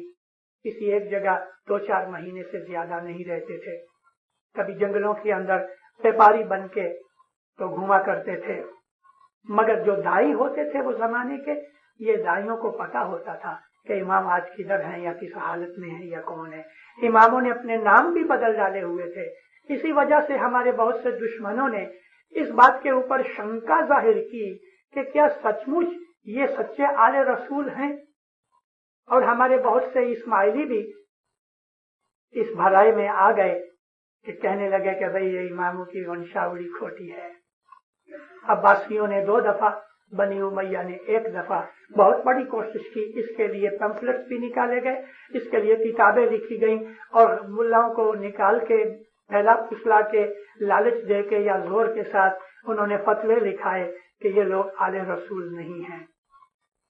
یہ باتیں ہمارے ہسٹری کے اندر بہت طرح بنتی رہی، مگر اماموں نے کبھی بھی اس چیز سے ڈر نہیں لیا. جماعتوں کو بچانے کے لیے کہ جماعت کو دکھ نہ لگے تو اماموں نے اس طرح سے کیا. اس دور سطر کا پیریڈ جب جلد ختم ہو گیا، دائیوں نے دعوت کا کام بہت کیا، اماموں نے دکھ تکلیف بھی اٹھائے، اپنی اولاد کو قربان بھی کیا. امام وفی احمد اور امام تقی محمد، ان دونوں کی امامت کے اندر ایک مشہور واقعہ بنا، اور وہ ہے کہ ہمارے 51 رسالے اخوان الصفا کے لکھے گئے. مولانا امام وفی احمد کا ایک کلمی نام تھا، نوم ڈپلم، وہ نام تھا ہمایوں. ہمایوں کے نام سے انہوں نے یہ رسالے لکھوائے اور یہ رسالے لکھوا کے بغداد اور دمشق کی مسجدوں کے اندر رکھ دیے گئے. یہ پہلا اسلامی انسائکلوپیڈیا تھا کہ جس طرح سے پیر صدر الدین نے گرنتھ لکھ کے سرشٹی کی شروعات کی حالت وغیرہ لکھی، یہ چیز اخوان الصفا میں ہے کہ خلقت کس طرح سے ہوئی، کریشن کس طرح سے ہوئی، کس طرح سے جھاڑ وغیرہ ہوئے. یہ تمام چیزیں لکھ کے پھر بعد میں فزیکل چیزیں بھی آتی ہیں، روحانی چیزیں بھی آتی ہیں. اخوان الصفا کے ابھی بہت سے ٹرانسلیشن ہو چکے ہیں. ان چیزوں کو پڑھو تو آپ کو پتہ لگے. عربی اگر پڑھی جائے تو وہ زیادہ مزہ دے گا، لیکن یہ اخوان الصفا کے جو رسالے تھے، ان رسالوں کے اندر جو علم تھا وہ زمانے کے عالم ملا مولوی سنیوں کا زور تھا. ان کو پڑھ کے حیرت میں آ گئے. یہ رسالے آج ملتے ہیں. امام رضی الدین عبداللہ عراق میں سے نکل کے ترکی چلے گئے اور ترکی کے کانسٹینٹینوپل، جس کو آج ہم استنبول کہتے ہیں، قسطنطنیہ کے پاس ہی ہے. یہ دونوں شہر بہت نزدیک ہیں. قسطنطنیہ کانسٹینٹینوپل ہے اور استنبول جو ہے بعد میں اس کا نام پڑا استنبول. یہ جگہ جا کے امام رضی الدین عبداللہ ٹھہرے اور یہاں امام مہدی بڑے ہوئے. حالانکہ بچے ہی تھے، بہت بڑی عمر نہیں تھی، 12-13 سال کے تھے. اور اس زمانے کے اندر امام تقی محمد کے زمانے سے کچھ دائی موروکو مغرب میں چلے گئے اور وہاں جا کے انہوں نے اسماعیلی مذہب کی اشاعت کی. امام رضی الدین عبداللہ کے پاس 2 دائیوں نے آ کے عرض کی کہ یا مولا، ادھر جماعت آپ کا انتظار کرتی ہے. بربر قبیلے کے لوگ مسلمان تھے مگر اسماعیلی مذہب میں اسماعیلی دائیوں کے ہاتھ پہ آئے. امام نے اپنے فرزند مہدی علیہ السلام کو بھیج دیا.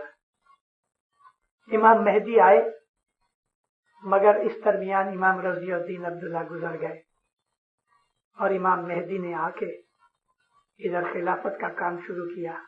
اور یہاں سے پھر خلافت نکل کے آہستہ آہستہ ایسٹ کی طرف یعنی الجیریا آئی، لیبیا میں سے پسار ہو کے ایجپٹ میں آئی. میں بہت مائنیوٹ ڈیٹیلز میں نہیں جاتا کیونکہ میرا جو ٹاپک ہے وہ ہائی لائٹس کا ہے. امام محمد المہدی نے سب سے پہلے خلافت شروع کی موروکو کے اندر، اور وہاں سے نکل کے ادھر آ کے انہوں نے ایجپٹ میں اپنا پاؤں رکھا.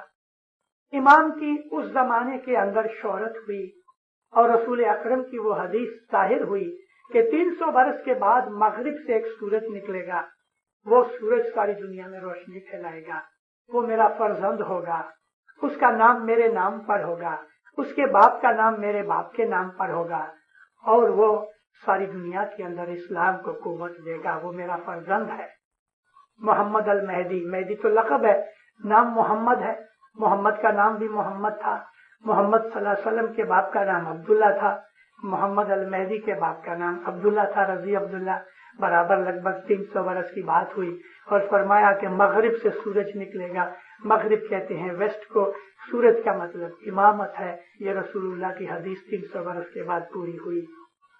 اور یہاں پھر ایجپٹ میں آ کے اماموں نے اپنا راج کیا، اور یہ راج کی بہت سی چیزیں ہمارے سامنے ہسٹری کے اندر ہیں.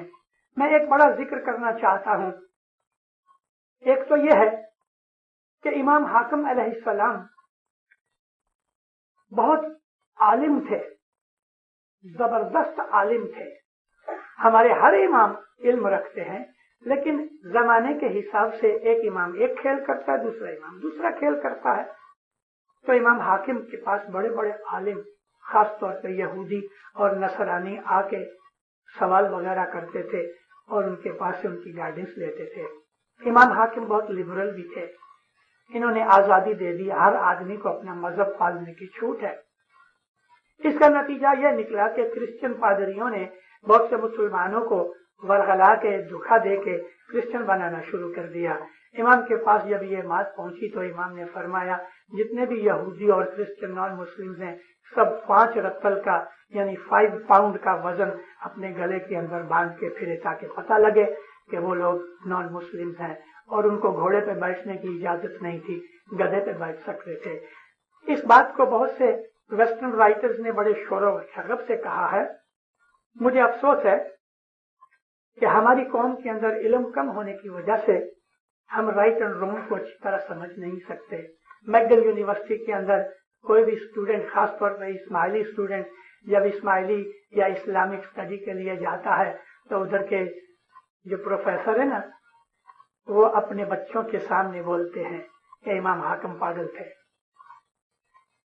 کسی نے اس چیز کا سامنا نہیں کیا، لیکن ایک اسماعیلی سیرین اسماعیلی نے امام حاکم کے اوپر ریسرچ کر کے وہ کتاب نکالی ہوئی ہے، وہ پڑھنے جیسی ہے. امام حاکم استغفر اللہ پاگل نہیں تھے، مگر کرسچنوں اور یہودیوں نے ان کو مجبور کر دیا کہ امام حاکم بہت دفعہ اپنے فیصلے کو جلدی سے بدل دیتے تھے، چینج کر دیتے تھے.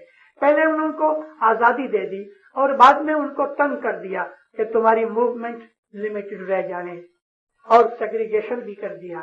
یہ اس لیے کیا کہ انہوں نے مذہب کے اندر شیطانی شروع کر دی. امام حاکم کی ایک بات کروں کہ جو آپ کو ہسٹری میں بہت کم ملے گی، اور وہ ہے امام حاکم نے ایک دفعہ پبلک خطبہ دیا. حضور نے فرمایا میں 9 دفعہ اس دنیا میں آج سے پہلے ظاہر ہو چکا ہوں، اور آج یہ 10ویں دفعہ ہے کہ میں ظاہر ہوتا ہوں. امام حاکم کے زمانے میں ہندوستان کے اندر کوئی بھی پیر نہیں آیا تھا. یہ 9 دفعہ ظاہر ہو چکا ہوں. اس کے پہلے یہ 9 اوتاروں کی بات آتی ہے اور خود کیا 10ویں اوتار کی بات کرتے ہیں. یہ 9 دفعہ اپیئرنس کی جو ذکر تھا یہ تو ہم ایسا سمجھتے ہیں کہ یہ ہندوؤں کی بات تھی، لیکن امام حاکم نے اس چیز کو ظاہر کیا. حالانکہ امام حاکم کبھی ہندوستان نہیں گئے، اس زمانے تک ہندوستان میں جماعت نہیں بنی تھی. جمپو دیپ میں کوئی بھی اسماعیلی مشنری دائی کے پیر نہیں آئے تھے. وہ تو امام مسکن سرب اللہ کے زمانے میں پہلی دفعہ سدگر نور آئے. اس کے درمیان لگ بھگ 50 سے 60 برس کا فاصلہ ہے. امام حاکم کا یہ خطبہ the rise and falls the rise and decline of Byzantine empire کے اندر آپ کو ملے گا. مشہور چیز ہے. امام حاکم کے وفات کے بعد دروز ہمارے سے جدا ہوئے. آج لگ بھگ 40-50 لاکھ دروز مڈل ایسٹ کے اندر ہیں اور ابھی دروز لڑ رہے ہیں دوسرے کرسچنوں کے سامنے لبنان کے اندر. دروز بڑی طاقتور قوم ہے. یہ دروز اسماعیلی ہیں. یہ سمجھتے ہیں کہ 1000 برس کے بعد امام حاکم واپس دنیا میں ظاہر ہوں گے. بات یہ تھی کہ امام حاکم بہت آزاد اور فری تھے. عموماً رات کے وقت باہر نکلا کرتے تھے.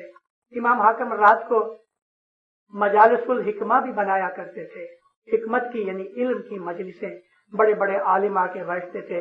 اپنے تمام دائی اور مشنریز آ کے بیٹھتے تھے اور امام ان کے سوالوں کے جواب دیتے تھے اور ان کو بہت سی علم کی باتیں کیا کرتے تھے. امام حاکم کی جو ماں تھی وہ رشین شہزادی تھی. امام حاکم کی ہائی لائٹس میں سب سے بڑی وہ چیز ہے جس میں انہوں نے 10 اوتار کا ذکر کیا ہے. وہ ذکر آپ کے لیے بہت قیمتی چیز رہے گی اور خاص طور پہ یعنی آپ سے میرا مطلب جو مشنری بن رہے ہیں, ٹیچر بن رہے ہیں, واعظین بن رہے ہیں, ان کو یہ چیز سمجھنی چاہیے اور یہ نہیں سمجھنا چاہیے کہ ہمارے پیروں نے ہندوؤں کے پاس سے چیزیں لے کے اپنے گنانوں میں بھر دی ہیں. امام حاکم کے زمانے کے اندر تو کوئی ہندو نہیں تھا. امام حاکم کے بعد امام ظاہر اور امام مستنصر باللہ کی باتیں ہمارے سامنے ہیں. مولانا امام مستنصر باللہ کے زمانے کے اندر 7 برس تک دکال یعنی فیمن پڑتا رہا اور آپ کی سخاوت کا یہ حال تھا کہ گھر کا سب فرنیچر خزانہ سب بانٹ دیا. چلی آخر میں ایک قالین یعنی کارپیٹ باقی رہ گیا. کچھ لوگ مانگنے کے لیے آئے تو مولا اٹھ بیٹھے اور وہ بات فرمایا کہ جاؤ یہ کارپیٹ لے جاؤ, بیچ ڈالو. تو امام مستنصر باللہ علیہ السلام کی سخاوت بھی بے حساب تھی. ان کی امامت کی ہائی لائٹ یہ ہے کہ انہوں نے پہلی دفعہ ایک پیر کو ہندوستان کے اندر جمبو دیپ میں دعوت کے لیے بھیجا اور وہ پیر نور الدین تھے. امام نزار علیہ السلام نے اپنی قربانی دے کے یعنی اپنے بھائی کی نظر بندی کے اندر رہ کے مگر امامت کو شفٹ کر دیا آلموت کے اندر. یہ امام نزار کی ایک زبردست قربانی تھی. امام نزار چاہتے تو الٹ پلٹ ہو سکتی تھی مگر امام نزار نے آلموت جانا بھی منع کر دیا اور فرمایا کہ شہزادہ ہادی کو لے جاؤ, یہ رستے میں ہی تم کو کہے گا کہ میرا جامع پورا ہو گیا. امام ہادی نے آ کے آلموت کے تخت کے اوپر قدم رکھا. لیکن آلموت جو بنا تو امام مستنصر باللہ کی امامت کے زمانے میں بنا. تو امام مستنصر باللہ کی امامت کی ایک اور بڑی ہائی لائٹ یہ ہے کہ ان کے زمانے کے اندر بڑے بڑے دائی ہوئے. ان کے زمانے کے اندر آلموت میں اپنا راج قائم ہوا. یہ حسن بن صبا اسناشری تھے, ناصر خسرو اسناشری تھے. یہ لوگ اسماعیلی مذہب میں داخل ہوئے. دائی عبد الملک عطاش جیسے گریٹ مین وہ زمانے کے اندر ہمارے چیف مشنری تھے. قاضی نعمان کی طرح اور بھی ایسے بہت سے لوگ اپنے مذہب کے اندر زبردست علماء تھے. امام مستنصر باللہ کی زندگی یعنی ان کی حیاتی کے اندر جو آلموت بنا تو وہ ایک بہت بڑی بات تھی. آلموت میں امام ہادی سے لے کے امام رکن الدین خورشاہ تک ہماری امامت وہاں رہی. رکن الدین خورشاہ, خیر شاہ نہیں. ہماری دعا کے اندر جو خیر شاہ کا جو لفظ ہے جس نے یہ دعا کراچی کے اندر بنائی یعنی اس کو پہلی پرانی امام سلطان محمد شاہ کے زمانے کی بنائی ہی دعا کو ذرا ٹھیک ٹھاک کیا. اس نے سوچا عرب آدمی تھا, فارسی نہیں جانتا تھا, ہے تو خواجہ. اس نے سوچا کہ یہ خورشاہ معلوم نہیں کیا ہے تو خیر شاہ کر دیا. خورشاہ کا مطلب ہے سورج. یہ امام رکن الدین خورشاہ کا لقب تھا. اگر بھی صدر دن کی بنائی ہوئی دعا جو ہے وہ چوپڑی کبھی ہاتھ میں آئے تو اماموں کی ونشاولی میں نام دیکھو. فارسی کی اور اردو کی اور عربی کی کتابوں کے اندر بھی ہمارے اماموں میں رکن الدین کو خورشاہ لکھا گیا ہے. عربی کتابوں میں بھی خورشاہ کا لفظ لکھا گیا ہے. امام رکن الدین خورشاہ کی امامت 1 برس چلی. آلموت کا پیریڈ ہمارے سامنے ہے. اس آلموت کے پیریڈ میں اسماعیلیوں نے بڑی بڑی قربانیاں کی مگر اس کے بعد واپس امام شمس الدین محمد سے دور سطر ہوا.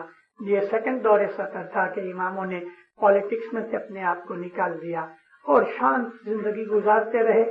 تاکہ جو اسماعیلی کمزور ہو گئے تھے وہ واپس ٹھیک ہو سکے، ریجوینیٹ ہو سکیں، ان کے اندر انرجی آ سکے۔ میں نے آپ کو کبھی کبھی اپنی وعظوں میں یعنی جماعت کو کہا ہے، اماموں نے راج نہیں بنائے، راج ہمیشہ مرید بناتے رہے، اور امام کو جا کے کہتے رہے کہ یا مولا یہ تخت اور تاج پڑا ہے، آ کے بیٹھو، اور امام آ کے بیٹھتے تھے۔ جب مریدوں میں کمزوری آ گئی، لیڈر آپس میں لڑنے لگ گئے، جماعت کمزور ہو گئی، تو امام اٹھ کے چلے جاتے تھے، راج ختم ہو جاتا تھا۔ عالمود اسی طرح سے ختم ہوا۔ اماموں نے اپنے آپ کو واپس آرام کی زندگی کے اندر رکھ لیا، اور اسماعیلی جماعت آہستہ آہستہ مضبوط ہوتی گئی۔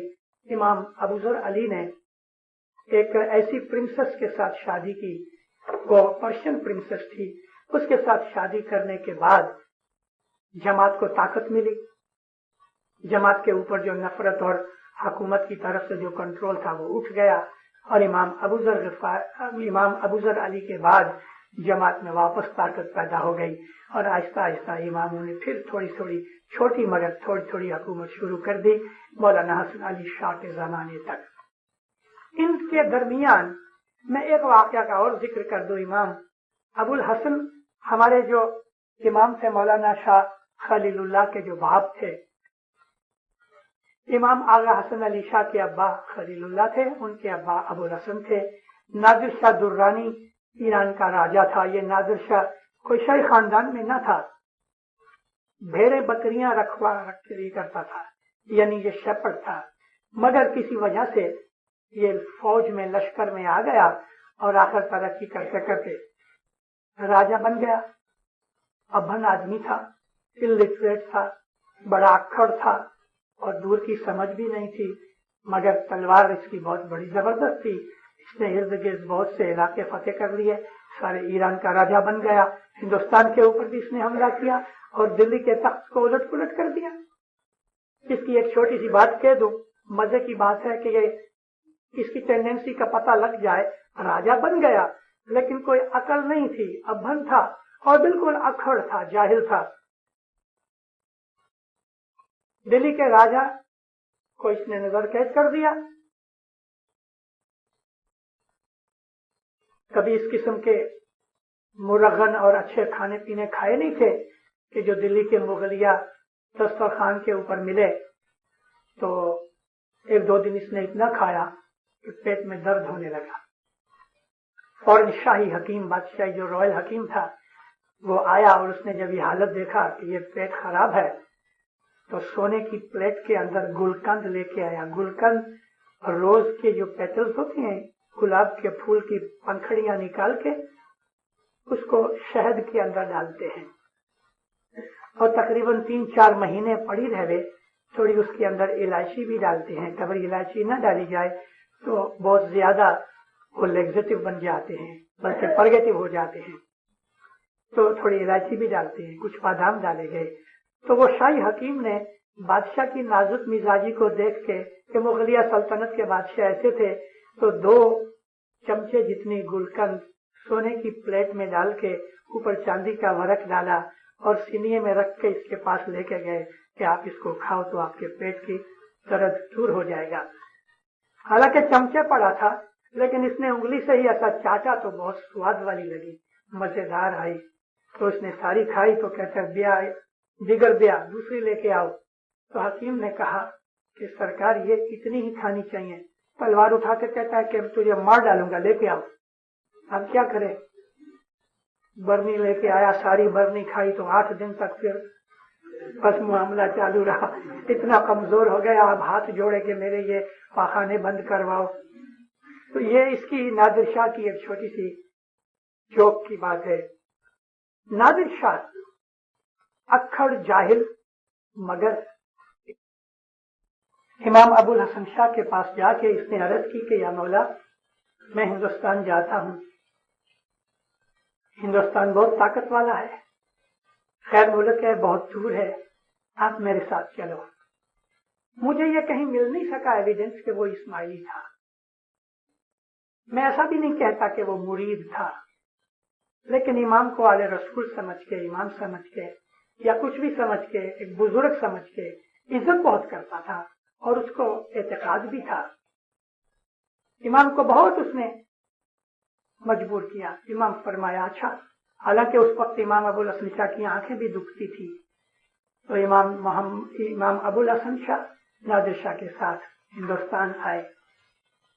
جب لاہور کے پاس پہنچے رستے کے اندر تو مار دھاڑ کرتا چلا آیا. اس کا نام پہنچ گیا کہ بڑا ظالم اور سخت بادشاہ ہے. لاہور کے زمانے کے یعنی اس زمانے میں لاہور میں کافی جماعت تھی. سارے پنجاب کا سینٹر اسماعیلیوں کا لاہور میں تھا. گپتی تھے. قلعہ کے چاروں طرف دروازے تھے. لاہور فورٹیفائیڈ ہو گیا. اس نے بڑی کوشش کی. کئی دنوں تک لڑا مگر لاہور فتح نہ ہوا. پریشانی ہوئی کہ کبھی یہ سیج بہت زیادہ لمبا چلے گا تو میرے لشکر کی ہمت ٹوٹ جائے گی. مہینہ ہو گیا لاہور کو کوئی حساب سے جیت نہ سکے. بہت پریشان ہوا اور مولا کے پاس گیا. مولانا ابو الحسن شاہ کے پاؤں پہ جا کے سر رکھا. کہتا یا سیدی 1 مہینہ ہوا میری زندگی میں کبھی ایسی خرابی حالت نہیں ہوئی. آپ مہربانی کرو لاہور جیتا نہیں جاتا. حضور فرمایا 3 دن تک چپ رہو اور چوتھے دن میرے پاس آنا میں پھر تم کو دعا دوں گا. مولا نے ایک چٹھی لکھی کھوج کی بھاشا میں. تیر پہ ڈال کے اس کو چلایا تو وہ تیر لاہور کے جماعت خانے کے اوپر آ کے گرا. صبح پروڑیے دعا بندگی وغیرہ کر کے جماعت چلی گئی تھی. جو جماعت بھائی یا کام کاج کرنے والا اوپر صاف ستھرا کرنے گیا تو ایک تیر اس کے ساتھ ایک چٹھی پڑی تھی. لڑائی کا زمانہ تھا. تیر دیکھ کے وہ گھبرا گیا. بھاگا گیا مکھی کے پاس. مکھی نے کہا جاؤ کامڑیا کو بھی بلاؤ. کچھ بزرگوں کو بلایا اور یہ لوگ جماعت خانے آئے. اوپر تیر دیکھا, چٹھی پڑی تھی. چٹھی کھول کے پڑھی تو اندر کھوجکی میں لکھا تھا کہ میں تمہارا امام ابو الحسن شاہ تم کو یہ حکم کرتا ہوں کہ تم ہر روز جو دعا مانگتے ہو کہ یا مولا تو لاہور نو رکھ لے, یعنی پنجابی لفظ میں کہتے تھے یا مولا تم لاہور کو بچاؤ. مولا فرمایا آج سے تم ایسی دعا مانگو کہ یا مولا جماعت نو رکھ لے, یعنی جماعت کو بچاؤ. لاہور کا لفظ نکال دو. نیچے سائن کیے ہوئے تھے اور مہر لگی تھی. آنکھوں کو لگایا اس تالی کے مبارک کو اور مکھی نے دعا بدل دی یا مولا لاہور نو رکھ لے, اس کی بجائے یا مولا جماعت نو رکھ لے. 3 دن تک جماعت نے جب یہ دعا مانگی, چوتھے دن آپ نے اس کو اجازت دی ابھی حملہ کرو. حملہ کیا, لاہور کا قلعہ ٹوٹ گیا اور فتح ہو گئی. مولانا ابو الحسن شاہ اس کو بہت دعا دی, بہت خوش ہوا اور کہا کہ یا مولا دلی تک میرے ساتھ چلو. لیکن مولا ادھر سے لاہور سے جماعت کو پھر دیدار دیا, جماعت کو ملے اور لاہور سے ہی واپس حضور غزنی چلے گئے ایران, وہاں سے پھر ایران چلے گئے. تو اس طرح سے یہ امام ابو الحسن شاہ کے زمانے کی ایک بہت بڑی اچھی یہ ہائی لائٹ ہے. امام شاہ خلیل اللہ وہ بہت ڈیبیٹ کرنے والے تھے مگر جو راج تھا اس ناشریوں کا اس کے اندر ملاؤں کا بڑا زور تھا. کم کے شہر کے اندر جماعت کے بہت سے آدمی مارے گئے. امام خود بھی اس کے اندر شہید ہوئے. مولانا حسن علی شاہ مہباب امامت کی گادی کے اوپر آئے. ان کی ہسٹری آپ کو معلوم ہے. ان کی سب سے بڑی ہائی لائٹ یہ ہے کہ 300 سال اس کے پہلے یعنی 400-500 سال پہلے جو وعدہ پیروں کے ساتھ کیا تھا اور پیروں نے جو بھوشوانی کہی تھی کہ مولا جمپو دیپ میں آئے گا تو وہ چیز مولانا حسن علی شاہ مہباب نے پوری کی. مولانا حسن علی شاہ مہباب ایران چھوڑ کے اپنا رہٹھان کرنے کے لیے ہمیشہ پرماننٹ ریزیڈنس بنانے کے لیے ہندوستان چلے آئے اور آپ کو معلوم ہے کہ یہیں انہوں نے وفات پائی اور بامبے کے حسن آباد کے اندر حسن علی شاہ مہباب کی مبارک باڈی پڑی ہوئی ہے. امام حسن علی شاہ کی سب سے بڑی ہائی لائٹ ان کی لائف کی یہ تھی کہ ہندوستان میں جمپو دیپ میں پہلی دفعہ مولا آ کے رہے اور بامبے کو انہوں نے درخانہ بنایا اور بامبے کے اندر آ کے اپنے فرزند پیر علی شاہ مہباب کے ساتھ سارا ہندوستان گھومے. ایک ایک اسماعیلی مرید کے گھر میں جا کے ان کی غریبی دور کرنے کے لیے دعائیں مانگی. مولانا حسن علی شاہ مہباب کی دعاؤں کی وجہ سے جماعت اونچی ہوئی. اور جماعت کے اندر آرگنائزیشن آئی، جماعت کے اندر اسٹیبلٹی آئی، جماعت کو برکتیں ملی، جماعت کو رحمتیں ملی. اور وہ جماعت جو مولانا حسن علی شاہ ماں باپ نے بنائی، ان کے فرزندوں میں آج ہم سب یہاں بیٹھے ہوئے ہیں. امام علی شاہ ماں باپ کی لائف کے ہائی لائٹس کے اندر ایک یہ چیز تھی کہ انہوں نے ساری جماعت کے اندر، پیری جامع کے اندر اور اپنی امامت کے جامع کے اندر بھی اپنے فرزند کی معرفت سے جماعت کے جو مذہبی کام کاج سے ان کو آرگنائز کیا. اور انہوں نے دعوت کے کام بھی بہت کیے، مشنریز وغیرہ بنائے. اور وزیر اسماعیل نے سارے ہندوستان کے بھکتوں کو اکٹھا کرنا کیا. ہر سال تمام بھکتوں کو بلا کے سیمینار کی طرح صرف گنان کی پارٹی بنایا کرتے تھے. یہ تقریباً 8 دن تک سلسلہ چلا جاتا تھا. جوناگڑھ کے اندر سارے ہندوستان کے بھکتوں کو بلاتے تھے. وزیر اسماعیل خود چیئر لے کے، خود بھی بہت بڑے گنانی تھے. اور یہ باتیں علی شاہ ماں باپ کے زمانے کی کر رہا ہوں. 1 مہینے تک یہ سیمینار چلتی تھی، جو کہ آفیشلی 1 ویک کے بعد بند کر دیتے تھے. بہت سے بھگت چلے بھی جاتے تھے. ہوتا یہ تھا کہ صبح، شام، دوپہر، سارا دن یہ گنان کے اوپر چرچا ہوتی تھی. جماعت خانے کے اندر رات کو 12 بجے کے بعد جماعت آ جاتی تھی. گنان بولے جاتے تھے. یہ گنانوں کے بعد واز ہوتی تھی.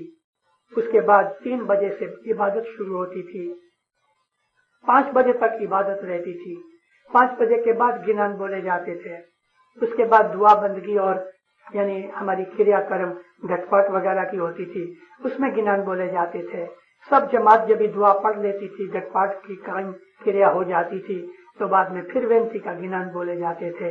پھر شام کے وقت مجلسیں بنتی تھی، شام کو 5-4 بجے سے، اور مغرب کے ٹائم تک مجلسیں رہنے، اس میں گنان اور واز ہوئے. اس کے بعد دعا پڑھنے سے پہلے آرتی اور دوسرے گنان بولتے تھے. پہلی دعا کے بعد پھر گنان بولے جاویں، واعظ ہوئے. دوسری دعا کے بعد پھر مجلسوں میں گنان بولے جاویں. تو آپ خیال کرو کہ ہر روز 24 گھنٹے میں کتنے گنان بولے جاتے ہوں گے. تو حکم یہ تھا کہ ایک بھگت ایک گنان بولے تو دوسرا بھگت اس گنان کو ریپیٹ نہ کرے. 1 مہینے تک یہ سلسلہ تھا. اور جوناگڑھ کے اندر گام میں اگر کسی نے ایک گنان آج بولا تو 1 برس تک وہ گنان بولنا نہیں چاہیے کہ دوسرا گنان بولا جائے. مولانا علی شاہ ماں باپ کے زمانے کے اندر وزیر اسماعیل نے اس طرح سے گنانوں کو اونچا اٹھایا. انہوں نے بڑی خدمت کی. وزیر اسماعیل کے بعد اگر گنانوں کی کسی نے خدمت کی ہے تو وہ مکھی لال جی دیوراج ہیں. قیامت تک ان دونوں کا نام رہے گا. وزیر اسماعیل، مکھی لال جی نے گنانوں کی بڑی خدمت کی ہے. مولانا امام سلطان محمد شاہ کے وارے کی ہائی لائٹس تو بے حساب ہیں. امام سلطان محمد شاہ نے ہم کو زمین سے اٹھا کے آسمان پہ پہنچایا. مولانا حسن علی شاہ کے زمانے سے ہماری جماعت مائگریٹ ہو کے کچھ اور کاٹیا واڑ سے افریقہ میں آئی، لیکن امام سلطان محمد شاہ نے تو اس چیز کو بہت اونچا کیا. امام سلطان محمد شاہ نے سب سے پہلے کونسلیں بنائی. اس کے پہلے کونسلوں کا سلسلہ نہ تھا. امام سلطان محمد شاہ نے ہمارے 7 مذہبی کریا کرم کو 1899 میں 1899 میں 2 مہینے زنزبار کے اندر بیٹھ کے انہوں نے یہ ساری کریا کرم ٹھیک کی. میں پیری جومے کے حساب میں ان کا یہ ذکر کر چکا ہوں. کونسلیں بنائی، قاعدے بنائے، ہمارے کھانے پینے کی، ہمارے لباس کی، رہنی کرنے کی، ہماری ڈیلی لائف کی بہت سی چیزیں انہوں نے چینج کی. ہمارے اکنامک اور سوشل سٹرکچر کو آرگنائز کیا. امام سلطان محمد شاہ کی 72 برس کی امامت ہماری ساری اسماعیلی قوم کو آباد کرنے کے اندر لگ گئی. اور آج کبھی ہم یہاں کینیڈا کے اندر بیٹھے ہیں تو یہ بھی پروگرام امام سلطان محمد شاہ کا تھا. امام سلطان محمد شاہ نے ہمارے اوپر بے حساب احسان کیے ہیں. کسی بھی امام نے اتنا کام اپنی جماعت کے لیے نہیں کیا ڈائریکٹلی جتنا امام سلطان محمد شاہ نے کیا. پیری جومے میں کیا بھی ساتھ، امامت کا جومہ دونوں ساتھ تھے. یہ شاہ پیر نے ہمارے اوپر بہت احسان کیے. دیکھو میں آپ کو ایک چھوٹی سی بات کہوں امام سلطان محمد شاہ کی. مولانا امام سلطان محمد شاہ جب 1899 کے اندر افریقہ میں آئے، پہلی مسافری تھی. امام سلطان محمد شاہ کی عمر 22 برس کی تھی. 2 مہینے رہے افریقہ کے اندر، آرگنائز کیا، سب کچھ کیا. जमात खानों की बुनियादें डाली। उस वक्त फरमान किया कि मैं तुमको हिंदुस्तान से एक आदमी भेजूंगा, मिस्त्री भेजूंगा कि जो नवा जमात खाना बनावे। इमाम सुल्तान मोहम्मद शाह ने इन लोगों को इकट्ठा किया। हमारे अंदर वो जमाने के अंदर इस नाशरी एलिमेंट मिक्स हो चुका था। इमाम चले गए और उसके एक ही बरस के अंदर अंदर इस नाशरी मजहब की तरफ वलन रखने वाले आदमियों को अपने मजहब से निकाल दिया गया और ये इस नाशरी जुदा हो गए। 1900 के अंदर माँ बाप ने हिंदुस्तान में और 1901 में तालिके मुबारक से बयान करके अफ्रीका के अंदर भी इन्होंने काउंसिलें बनाई, लेकिन काउंसिल की उद्घाटन काउंसिल की ओपनिंग मौला ने 1905 में अपने हाथ से की। काउंसिल किस तरह चलाई जाए, माँ बाप ने खुद बैठ के ये बताया, कायदा कानून बनाए। इमाम सुल्तान मोहम्मद शाह ने 1899 के अंदर अपनी बाइयों को देख के कहा कि जिनके बड़े बड़े घूंघट थे, छेड़ा निकालती थी, किसी को मुंह नजर नहीं आता था, फरमान किया ये छेड़े निकाल डालो। तमाम औरतों ने अपने घूंघट ऊंचे कर दिए। फरमान किया हर रोज आगा खान क्लब तक जाओ घूमने के लिए, और स्कूल बनाए लड़कियों के। औरतों को एमेंसिपेट किया इमाम सुल्तान मोहम्मद शाह ने। उस जमाने के अंदर कोई दूसरी कौम ने अपनी औरतों के लिए इतनी मेहनत नहीं की जितनी कि इमाम सुल्तान मोहम्मद शाह ने उनको आजादी दी। फरमान किया कि अगर लड़का और लड़की है तो दोनों को सिखाने के लिए पैसे नहीं है, तो लड़के को तुम इलिटरेट रहने दो, मगर लड़की को सिखाओ ताकि जमात अच्छी तरह से बन सके। औरतों की मजलिसें बनाई, औरतों को काउंसिलों के अंदर मेंबर बनाया। 20-25 बरस के बाद दूसरी कौमों ने हमें फॉलो किया। हमेशा से ये चला आता है कि हम दूसरों से आगे रहे। इमाम सुल्तान मोहम्मद शाह की एक बात जो सबसे बड़ी हाईलाइट्स में है, तो वो अपने मजहब को जाहिर करने की थी, और वो है हाजी बीबी का केस। अगरचे जाहिर में हाजी बीबी का केस हमें ऐसा लगता है कि मौला की एक कजिन सिस्टर थी हाजी बीबी, और मुचल शाह उसका हस्बैंड, वो भी कजन ब्रदर होता था। इन दोनों ने इमाम के सामने बॉम्बे हाई कोर्ट में जो केस किया, तो उसकी जबानी और विटनेस की जबानियां लेने के लिए हाजी कामरिया इधर तक आए, अफ्रीका तक, और यहाँ से आके तो उन्होंने जबानियां दी। हाजी बीबी का केस बहुत टाइम तक चला। हाजी बीबी के केस की जो प्रोसीडिंग्स हैं वो कभी मिल सके तो उसको जरूर पढ़ो। खासतौर पे वाज करने वाले और जो टीचर्स हैं उनको तो ये जरूर पढ़ना चाहिए। इस्माइली मजहब की सारी क्रियाक्रम कोर्ट के अंदर की गई, कोर्ट में नांदी की गई, कोर्ट के अंदर घटपाट न्याज निकाला गया, कोर्ट के अंदर दुआ पड़ी गई, जमात खाना बना के जमात खाने की तमाम रीत रस्म रिवाज बॉम्बे हाई कोर्ट के अंदर यानी डिस्प्ले की गई, और एक एक चीज का उसका एक्सप्लेनेशन दिया गया। उसके अंदर जबानी देने वालों में सबसे अच्छी जो पावरफुल जबानी जिसका असर बहुत पड़ा, इफेक्टिव चीज थी, वो मौलाना सुल्तान मोहम्मद शाह की माता सरकार जो थी उनकी जबानी थी। कोर्ट में आके मौलाना इमाम सुल्तान मोहम्मद शाह की माँ ने जबानी दी कि मेरा बेटा इमाम है, और इमामत के ऊपर जो उन्होंने कहा वो चीजें पढ़ने जैसी है। हाजी बीबी के केस को मैं सबसे बड़ी हाईलाइट समझता हूँ। उसके बाद हमारा मजहब दुनिया के सामने पब्लिक में आ गया और जाहिर हो गया। खुद इमाम ने ये बात कही थी कि हाजी बीबी के केस की वजह से हमारा मजहब जाहिर हुआ और दुनिया में पता लगा कि मजहब क्या है। हाजी बीबी के केस और इसके पहले हसन अली शाह माँ बाप के विरुद्ध में जो केस हुआ, जिसको हम खोजा केस कहते हैं 1866 का, उस केस के अंदर भी हमारे मजहब को बहुत तकवीयत और ताकत मिली। दो बातें बनी, एक तो ये कि हमारा ईमान क्या है, हम अपने हाजिर इमाम को क्या समझते हैं, एक ये चीज जाहिर हुई। दूसरी ये चीज जाहिर हुई कि ये दो चीफ जस्टिस ने, एक 1866 के केस में और एक दूसरा 1905 के केस के अंदर, इन्होंने जजेस ने स्टडी करने के बाद हिस्ट्री की तमाम एविडेंस लेके इन्होंने ये डिक्लेयर किया कि ये लोग आले रसूल सच्चे हैं और अनब्रोकन सक्सेसिंग लाइन के अंदर चले आते हैं, अली से लेके मौलाना हसन अली शाह तक और अली से लेके इमाम सुल्तान मोहम्मद शाह तक बॉम्बे हाई कोर्ट के केसेस के चुकादे के अंदर ये चीज जाहिर की गई। एक बहुत बड़ी हाईलाइट थी। और ایک اور ہائی لائٹ امام سلطان محمد شاہ کا جو میں ذکر کروں تو وہ یہ تھا کہ امام نے افریقہ کی جماعت کو مضبوط کیا اور ہندوستان سے عدلیوں کو نکلوانا شروع کیا. افریقہ کی جماعت کو مضبوط کرنے کے بعد امام نے ایک تعلیقہ بھیجا تھا 1953-4 میں کہ تم لوگ یہاں سے خاص طور پہ تنزانیہ تنگانیکا والوں کو کہا کہ تم کونگو کی طرف جاؤ، بیلجیم کونگو. مگر بیلجیم کونگو جب جاؤ تو تم ایسٹرن سائیڈ کے اندر روانڈا بوروندی میں ہی نہیں رہ جانا بلکہ اٹلانٹک کے شور تک پہنچو، یعنی کنشاسا اور مٹاڈی تک جاؤ. پھر امام نے اس تعلیقے میں فرمایا کہ انشاءاللہ فیوچر کے اندر ایک دن آئے گا میں تم کو کہوں گا کہ تم ابھی اٹلانٹک کراس کرو. تو آج ہم نے اٹلانٹک کراس کر کے کینیڈا کے اندر جماعت بنائی ہے.